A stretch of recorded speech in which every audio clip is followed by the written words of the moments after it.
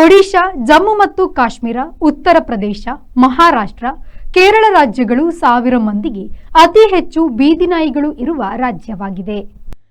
ನಗರಗಳಲ್ಲಿ ತಿರುಗುತ್ತಾ, ಪ್ರವಾಸಿ ತಾಣಗಳಲ್ಲಿ ಬೆದರಿಸುತ್ತಾ, ತಮ್ಮದೇ ಗುಂಪು ಕಟ್ಟಿಕೊಂಡು ತಮ್ಮದೊಂದು ಜಾಗ ಎಲ್ಲೇ ಗುರುತಿಸಿಕೊಂಡು ಯಾರಿಗೂ ಹೆದರದೆ ತಿರುಗುವ ಬೀದಿ ನಾಯಿಗಳ ಸಮಸ್ಯೆ ಇಡೀ ದೇಶವನ್ನು ಕಾಡುತ್ತಿದೆ.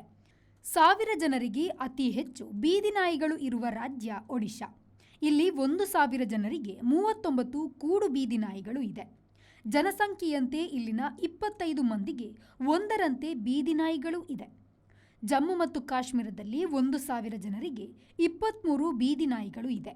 ಪ್ರವಾಸೋದ್ಯಮದ ಆತಂಕ ಎನ್ನಲಾಗಿದೆ. ಒಟ್ಟು ಮೊತ್ತದಲ್ಲಿ ಅತಿ ಹೆಚ್ಚು ಬೀದಿ ನಾಯಿಗಳು ಇರುವ ರಾಜ್ಯ ಉತ್ತರ ಪ್ರದೇಶ. ಈ ರಾಜ್ಯದಲ್ಲಿ 20 ಲಕ್ಷ ಬೀದಿ ನಾಯಿಗಳು ಇದೆ. 1000 ಮಂದಿಗೆ 20ರಷ್ಟು ಬೀದಿ ನಾಯಿಗಳು ಇರುವವೆನ್ನಲಾಗಿದೆ. 1000 ಮಂದಿಗೆ ಪ್ರಮಾಣ ರೀತಿಯಲ್ಲಿ ಅತಿ ಹೆಚ್ಚು ಬೀದಿ ನಾಯಿಗಳು ಇರುವ ರಾಜ್ಯಗಳು ಮಹಾರಾಷ್ಟ್ರ ಮತ್ತು ಕೇರಳ.